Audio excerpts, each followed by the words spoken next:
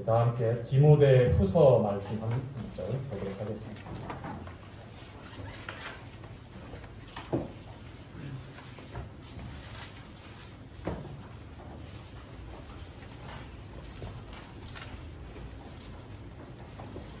디모데 후서 3장 16절, 17절 두 구절 말씀을 함께 읽도록 하겠습니다. 모든 성경은 시작. 모든 성경은 하나님의 감동으로 되면서 교훈과 책망과 바르게 함과 의로 교육하기에 유익하니 이는 하나님의 사람으로 온전케 하며 모든 선한 일을 행하기에 온전케 하려 함이니라. 아멘. 네.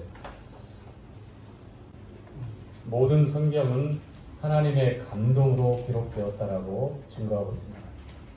하나님께서 1600년이라고 하는 그 시간 동안, 그리고 각각 다른 지역에서 살고 있었던 약 40명의 성경 저자들을 사용하셔서 그들에게 감동하셨는데 영감을 주셔서 이 말씀을 기록하게 하셨습니다.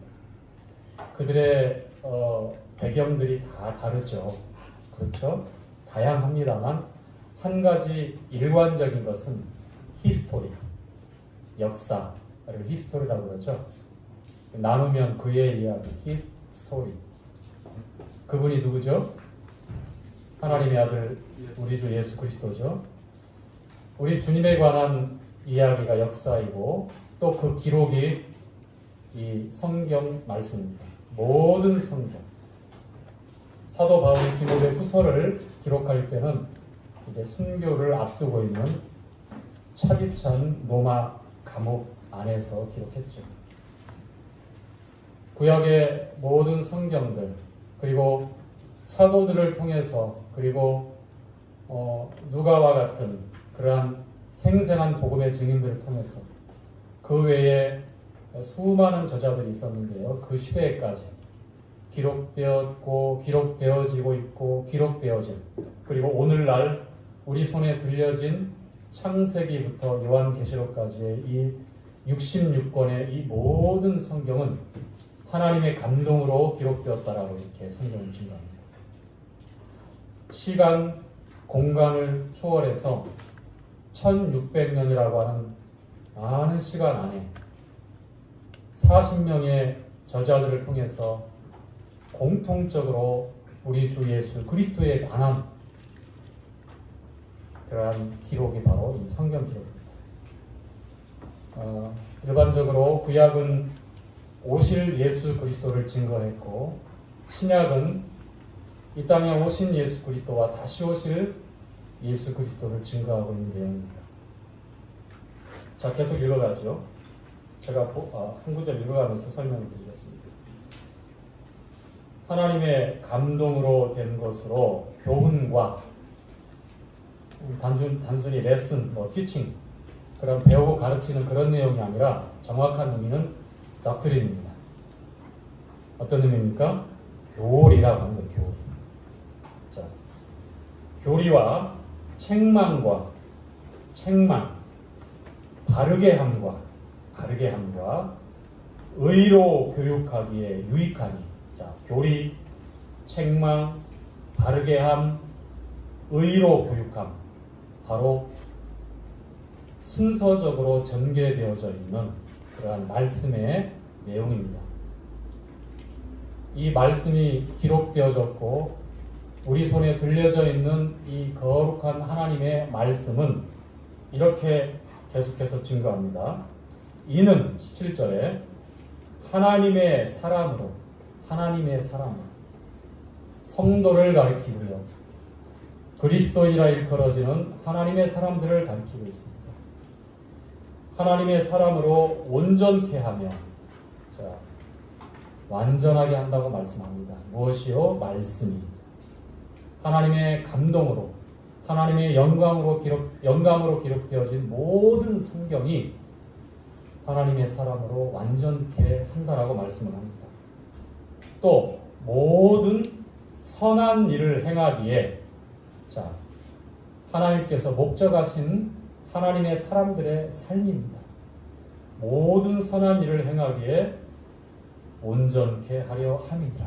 완전케 하고 선한 일을 행하는 데에 온전케 하기 위해서 하나님의 말씀은 교리가 있고 그 말씀을 따라 우리를 책망하고 또 그 말씀을 따라 바르게 하나님 앞에 세우고 그리고 그 말씀을 따라 의로 교육한다고 말씀을 합니다. 그래서 하나님의 사람이 완전해지고 하나님의 사람이 모든 선한 일을 행하기에 온전하도록 그렇게 이끄시는 것이 하나님의 말씀입니다. 자, 태초부터 계신 생명의 말씀에 관하여는 사도 요한은 요한일서 1장 1절부터 이어지는 말씀을 우리가 들었다라고 말씀합니다. 지금 하나님의 말씀을 우리가 듣고 있습니다. 사도 요한은 그 경험을, 그 기억을, 그 전인격적인 체험을 생생하게 요한일서 1장부터 시작된 태초부터 계신 생명의 말씀, 전능하신 창조자, 영존하시는 아버지라 평강의 왕이라고 일컬어졌던 주 예수 그리스도에 관해서 증거하기를 우리가 들었고, 자, 찾아서 함께 읽도록 하죠. 요한 1서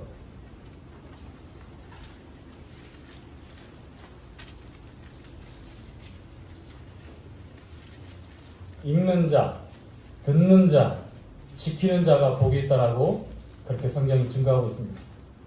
말씀 시간을 통해서 우리가 눈으로, 귀로, 또 육성으로 읽고 듣고 그리고 우리 삶에서 그 말씀을 증거하는, 지키는 그러한 삶이 우리를 복된 자로 이끕니다. 자, 1장 1절부터 3절까지 함께 읽겠습니다. 시작. 태초부터 있는 생명의 말씀에 관하여는 우리가 들은 바요, 눈으로 본 바요, 주목하고 우리 손으로 만진 바라. 이 생명이 나타나신 바 된지라. 이 영원한 생명을 우리가 보았고 증거하여 너희에게 전하노니 이는 아버지와 함께 계시다가 우리에게 나타나신 바 된 자니라. 우리가 보고 들은 바를 너희에게도 전하는 너희로 우리와 사귐이 있게 하려 함이니 우리의 사귐은 아버지와 그 아들 예수 그리스도와 함께 하니라. 자, 태초부터 계신 생명의 말씀을 듣고 보고 주목하고 자세하게 집중해서 바라보는 것을 주목한다고 그러죠. 주목하고 손으로 만진 바 되었다. 결국 말씀은 관념적으로 생각에서 알고 있는 지식에서 머무는 것이 아니라 영생의 삶으로 함께 살아가는 것이 말씀의 본질이며 내용입니다.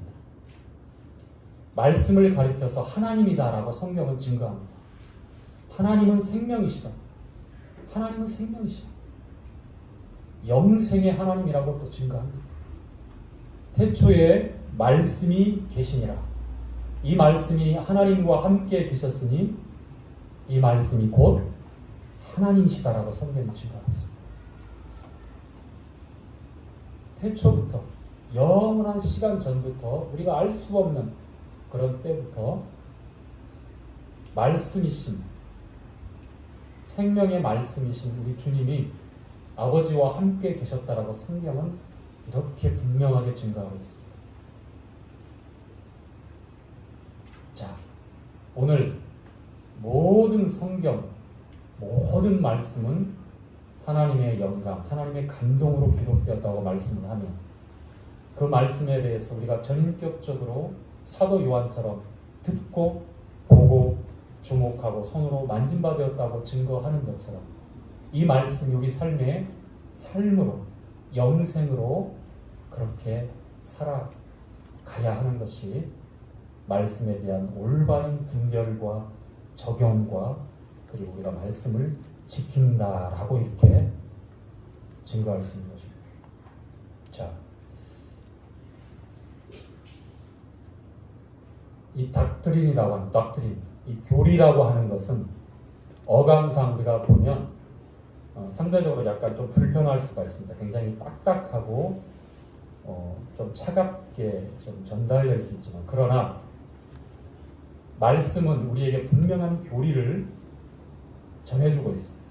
마치 우리가 집을 지을 때에 주춧돌 위에, 반석 위에 주춧돌 위에다가 볼을 세우고 그 다음에 배를 이렇게 연결하는 것처럼 구조, 하나의 집의 모양을 갖출 수 있는 그러한 기본 골격을 나타내는 것을 우리가 교리라고 이렇게 설명을 드릴 수 있어요.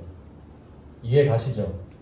그래서 교훈이 아니에요. 그냥 레슨하고 티칭하고 그런 단순히 교훈 가르침 받고 배우고 그런 차원이 아니라 그대로 유지하고 그대로 보존돼야 될 것을, 지켜야 될 것을 덕트린, 교리라고 말씀을 하는 거예요. 하나님 말씀은 우리에게 그렇게 증거하고 있는 거죠. 이 골조와 이 구조가 제대로 갖춰지지 않으면 때에 따라서 공사하고 건물을 지어갈 때에 설계자나 계획했던 원 주인의 뜻과 다르게 그 짓고 있는, 일하고 있는 일꾼들이 임의대로 자신들의 뜻대로 그것을 조금이라도 바꾼다든지 변하게 하면 원래 계획하고 또 구상했던 그 모습이, 그 건물 자체가 완공되었을 때 나타날 수 있을까요? 나타날 수가 없습니다. 오히려 심각한 하자와 나중에 감리할 때에 전부 다 헐고 다시 해야 되는 그런 크나큰 손해를 감수할 수도 있습니다. 그래서 설계되어진 대로 그대로 그렇게 한층 한 겹 이어지고 그렇게 올라가야 나중에 감리를 받을 때도 문제가 없고 그 건물의 용도에 맞게 또 그 건축물이 오래도록 안전하게 사용될 수 있는 거예요. 자, 창세기 6장에 보면 노아의 방주가 나옵니다. 그렇죠? 자, 창세기 6장 한번 볼까요?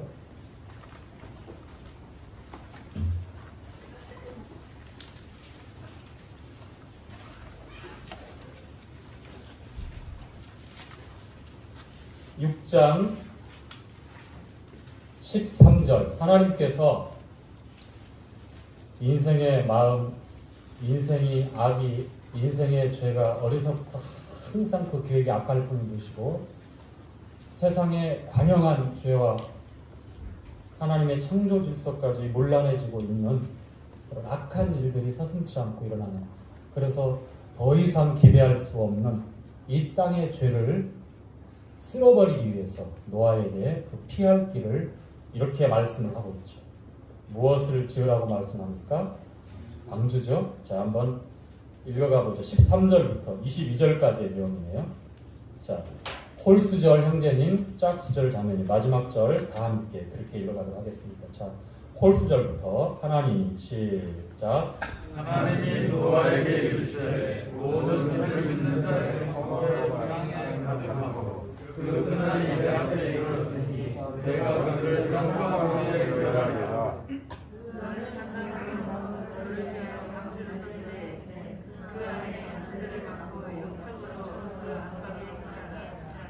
그 가운데 세던 이러하니 장이 300규빗, 반이 50규빗, 고가 30규빗이니라.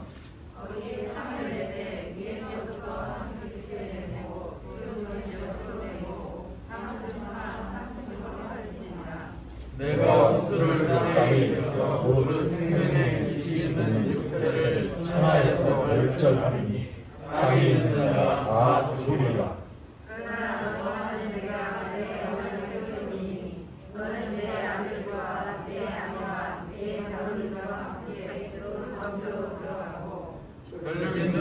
모든 생물을 너는 각기 암수 한 쌍씩 방주로 이끌어들여 너와 함께 생명을 보존해야 해. 새가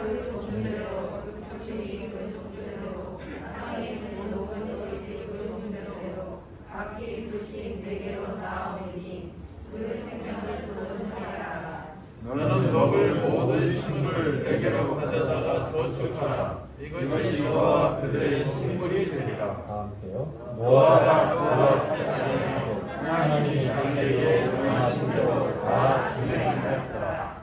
자, 22절 다시 한번 읽어볼까요? 노아가 시작. 노아가 그와 같이 하되 하나님이 자기에게 명하신 대로 다 준행하였더라. 자, 노아가 하나님이 명하신 그대로 어떻게 했다고요? 준행, 있는 그대로 노아의 상식이나 그 당시 토목 기술이나 다른 이견을 제시하고 거기에다가 붙이고 뺀 것이 아니라 하나님께서 말씀하신 그대로 다 준행하였더라. 준행. 이것이 우리에게 필요한 그러한 말씀의 분별입니다. 준행이라고 하는 것은 말씀을 따라서 올바르게 곧게 청종하여 순종하는 것을 준행이라고 말씀을 합니다. 방주는요, 장이 300규빗, 넓이, 길이가 300규빗, 넓이가 50규빗, 높이가 30규빗, 약 150m, 그 다음에 한 25m, 그 다음에 15m, 그렇죠? 약 그렇게 됩니다. 이게 축구장 한 2배 정도, 그 정도의 그 용량. 그런데 이 방주는요, 여러분, 배의 특성을 가지고 있는 것보다는 그 자리에 그대로 떠 있는 어떤 거대한 상자와 같은 그러한 기능을 가지고 있어요. 왜 그렇죠? 적어도 물에서 유용 가능한 그러한 그 떠다니는 거라면 동력을 사용할 수 있도록 노를 만든다든지 아니면 큰 범선처럼 돛을 세워서 바람을 이용해서 그런 바람의 이제 동력을 사용하는 것입니다만 그렇게 해서 어느 곳 어느 장소에 갈 수 있도록 키를 만들어서 배의 키 왼쪽으로 오른쪽으로 앞으로 그렇게 키를 만들어서 방향을 설정하고 그렇게 움직이는 것이 물에 떠 있는 그런 유용한 기능임에도 불구하고 물에서 사용할 수 있는 기능임에도 불구하고 그러나 이 방주의 이 역할과 기능은 오로지 하나님께서 명령하신 그 방법대로 하나님에 의해서 하나님의 계획에 의해서 그곳에 있든지 또 하나님이 이끄시는 대로 물살에 흔들려서 어느 곳까지 가든지 방주 안에 있는 노아와 아들들과 다른 식구들이 자신들의 의지를 통해서 이 방주 안에서 임의대로 계획하고 자신들의 합리적이고 논리적이고 또 일반적이고 세상적인 그런 방법을 취해서 그렇게 방주를 운용하지 않습니다. 온전히 하나님의 100% 주관하에서 이 방주는 하나님이 인도하시고 보호하십니다. 만약에 방주에 노가 있었고 거대한 범선처럼 닷을 내려서 돛을 내려가지고 그시요 닷도 저도 전석형님 닮아가는 것 같아요. 자,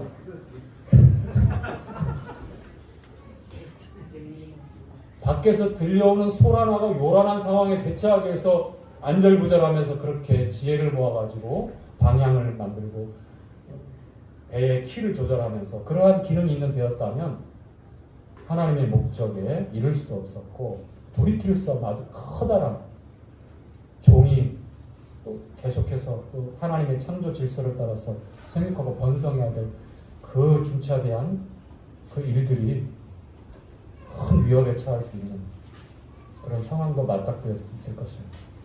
그러나 방주는 그렇지 않았어요.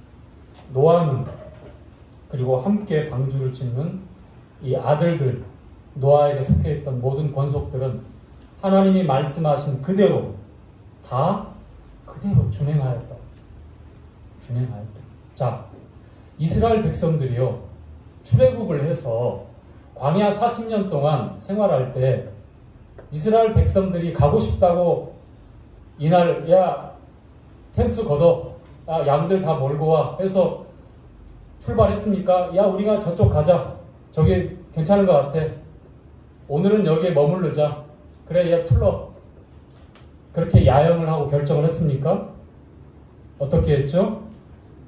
이스라엘을 인도하고 이스라엘을 보호하고 있는 하나님께서 낮에는 구름 기둥으로 밤에는 불 기둥으로 분명한 증거를 하시면서 그 구름이 성막에서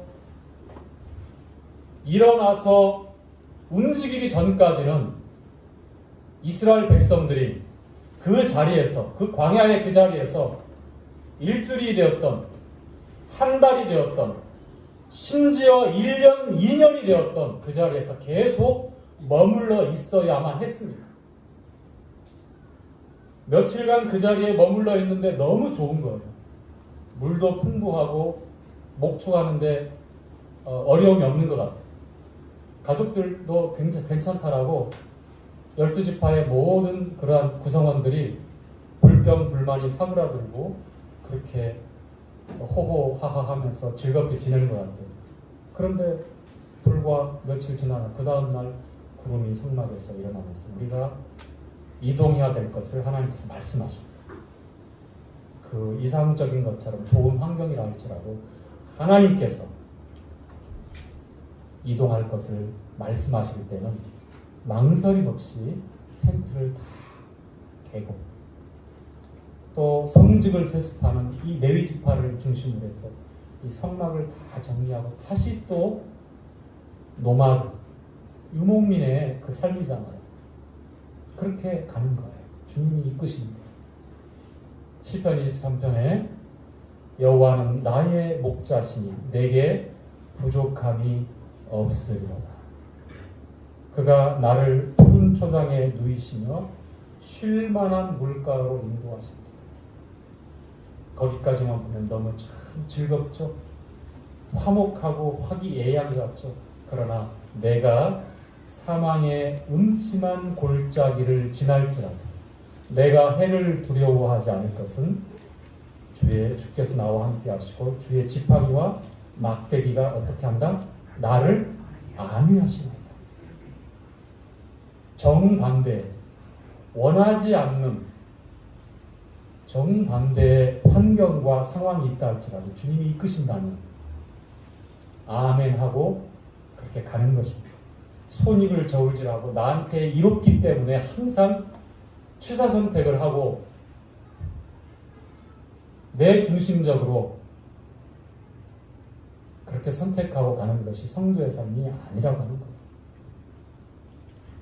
하나님 말씀, 모든 성경은 하나님의 감동으로 기록되었고 교리와 책망과 바르게 함과 의로 교육합니다.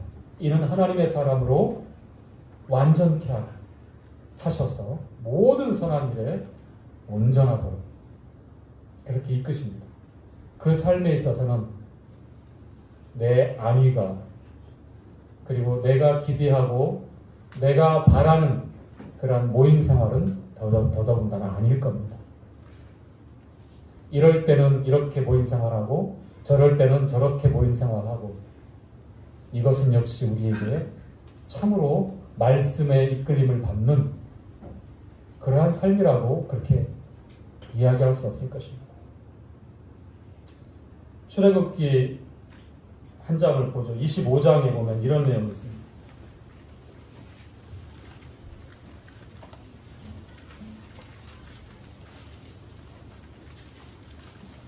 출애굽기 25장. 자, 맨 마지막 절에 보면 이런 말씀이 있습니다. 함께 읽을까요? 너는 출애굽기 25장 40절 시작. 너는 산과 이 산에서 내게 보인 식양대로 할지니라. 자, 삼가 조심하라는 겁니다. 주의를 기울이라는 겁니다. 모세에게 시내산에서 율법을 주시면서 보여주신 그 식양이 있는데, 자, 하나님은 이스라엘 백성과 함께 하기를 원하셨습니다. 그러나 이스라엘 백성들은 고집이 있고 거역하고 불순종하며 얼마나 목이 고든지 모릅니다. 하나님이 함께하고 싶지만 이스라엘 백성들을 보호하기 위해서 하나님이 거하시는 따로 한 특정한 장소를 지정하시고 한 곳을 또 말씀하신데, 그것이 레위 지파가 둘러싸고 있는 그 중심에 성막, 회중의 회막, 이 성막을 지을 것을 말씀합니다.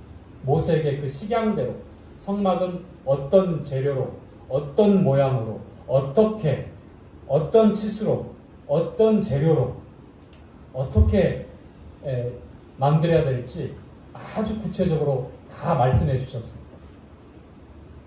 또 연하여 26장 한 장 넘기시면 26장 30절 함께 읽을까요? 너는 시작. 너는 산에서 본 식양대로,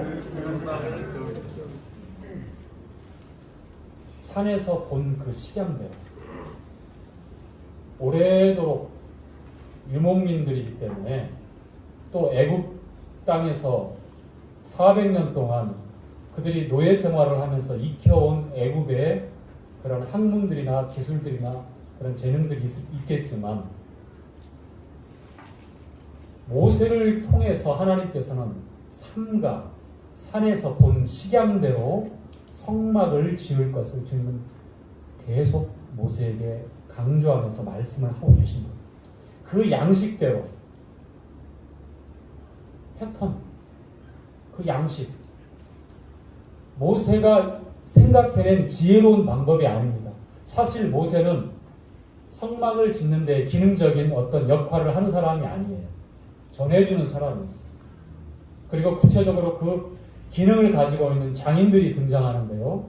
그들이 어떻게 모세가 산에서 본 식양대로 하나, 둘, 모든 성막과 그 안에 사용된 기구들을, 그리고 성막 밖에 있는 물두멍과 번제단들을, 성막을 또 둘러선 그런 휘장들을 각각 어떤 조각목이라고 나와 있는 나무 재질도 있고, 동도 있고, 은도 있고, 금도 있고, 그 다음에 여러 오색 실이 있는데, 실로 어느 실은 어느 문양을 만들어야 되고, 어느 크기로, 각각 크기가 다양하고 모양이 다양하기 때문에 하나님께서 모세에게 주신 그 식양이 정확하게 정해져 있습니다.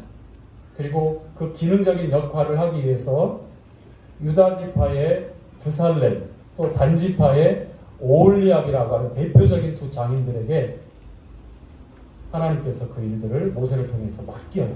뿐만 아니라 브살렐과 오홀리압의 감독하에 이 장인의 재능을 가지고 있는 이스라엘 지파 가운데 많은 사람들이 자원하면 그 일을 할 수 있도록 하나님께서 부르셨어요. 모세를 통해서 부르셨어요. 그리고 그들에게 브살렐과 오홀리압에게 주셨던 그 지혜처럼 동일하게 지혜를 주면서 모세가 산에서 본 그 식양, 그 양식대로, 그 패턴대로 그대로 성막을 짓고 또 그 기구를 만들 수 있도록 그렇게 주님께서 준비하시고 이끄십니다. 자, 한번 읽어보죠. 그대입니다. 자, 출애굽기 31장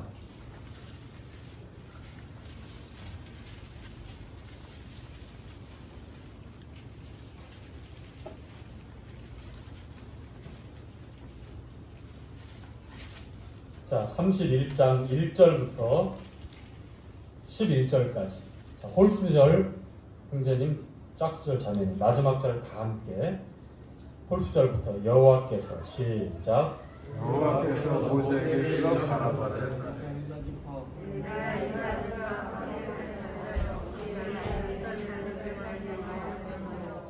하나님의 신을 그에게 충만하게 하여 지혜와 힘과 지식과 여러 가지로 제주로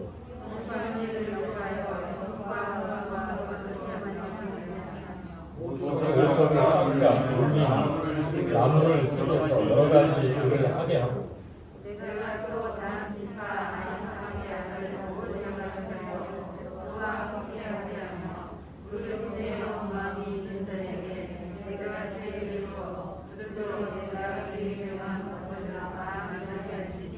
곧 해막과 증거계와 의의 속죄소와 회막의 모든 기구와 상과 그 기와 전동중대와 그 노릇하고 번제단과 그 모든 기구와 물두멍과 그 받침과 제사제를 행할 때에 있는 공교육자로 있고 제사장 자녀가 그 아들의 옷과 관유와 성소의 향기로 다니라 물을 내가 내게 전하리로 그들이 만들지니라. 자, 무릇 내가 내게 명한 대로 그들이 만들지니라.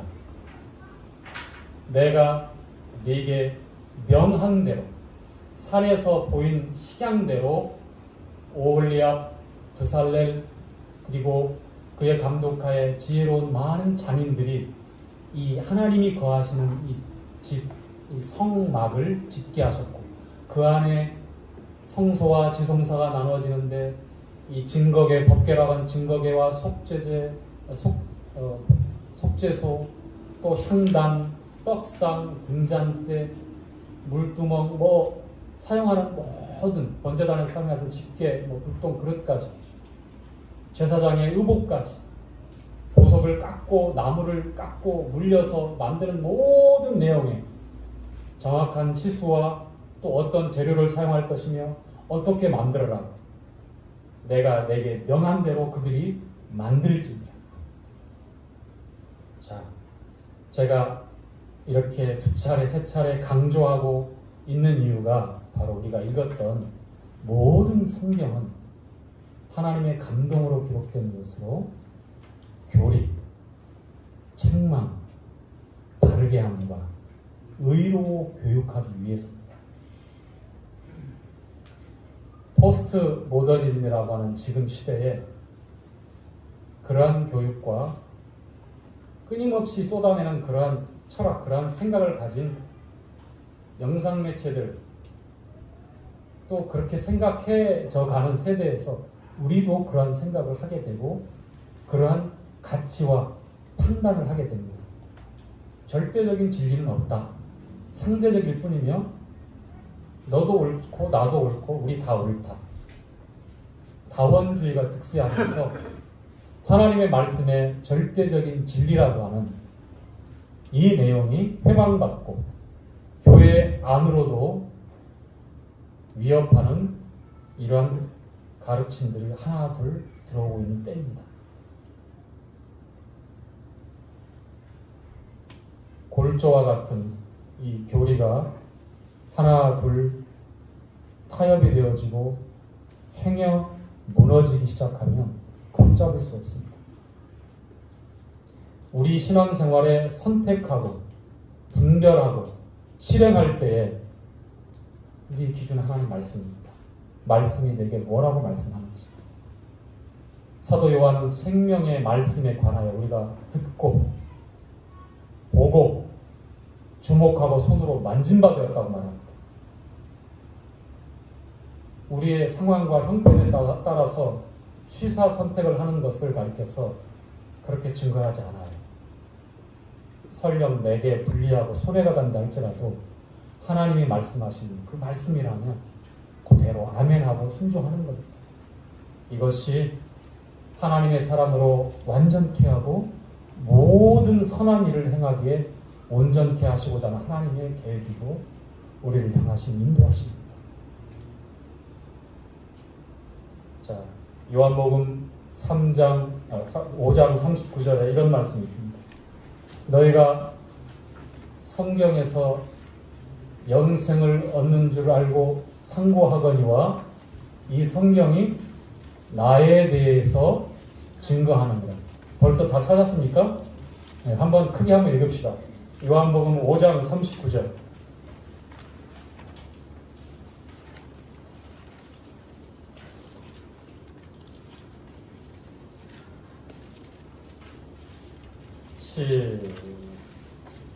찾았죠?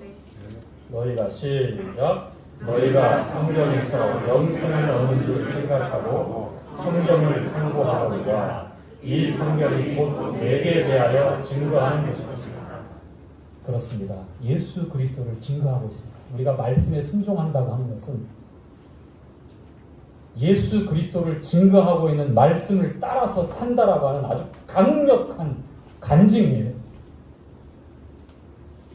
이것이 믿음입니다. 마지막으로 히브리서 4장 12절 말씀 한 구절 찾고 마치도록 하겠습니다. 히브리서 12장 4장 12절부터 내용인데요.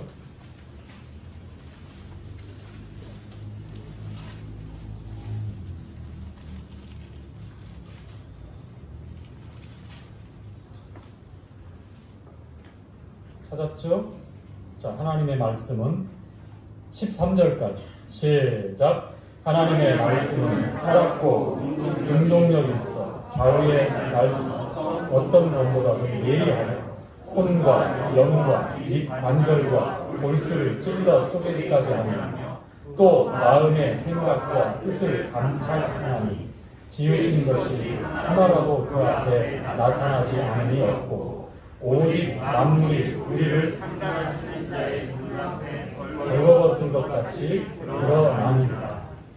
하나님의 말씀 앞에 우리가 어떻게 드러나는지, 하나님 말씀 앞에 우리가 드러날수록 내 생각과 내 숨겨진 동기와 내 마음과 심지어 내 의지, 선한 의지까지 하나님 말씀 앞에 밝히 드러나서 나눠져야 돼요. 관절과 골수를 찔러 쪼갠다고 말씀하죠. 그런데 그 전에 영과 혼을 나눈다고 말씀합니다. 우리의 순수한 감정도 영적이지 않다면 우리의 의지도 우리의 선한 마음도 말씀에 비추어서 숨은 동기도 다 드러나서 살피시는 하나님의 말씀 앞에 우리가 어떻게 순종하고 그리고 급기야 복종의 그 자리까지 나가는 것이 합당한지 우리가 한번 생각해 봅시다. 하나님의 말씀은 운동력이 있습니다. 양날의 어떤 날카로운 검보다도 예리합니다. 혼과 영을 나눕니다. 관절과 골수를 찔러 쪼갭니다. 하나님 말씀 앞에 다 드러납니다. 이것이 저희 성도들에게는 복이다라고 생각하는 겁니다. 복이다. 드러날수록 복이다. 또한 책망이 또 바르게 되어집니다. 그리고 의로 교육받고 하나님 앞에 완전해지고 모든 선한 일을 행하기에 온전케 되는 그런 성도들의 삶이 어떤 것인지, 방주를 예비할 때에 성막을 또 주님이 함께 하십니다. 이 주님이 우리와 함께 하신 것은 무엇 때문입니까? 우리와 교제하시는 거예요. 교제. 사실 교제라는 말이 펠로우십이잖아요. 한 배에 타 있는 거예요. 함께 배에 타서 한 방향으로 가는 겁니다. 그렇죠? 주님이 함께 하시고자 하는 거예요. 그러기 위해서는 우리 주님께서 우리에게 말씀하셔요.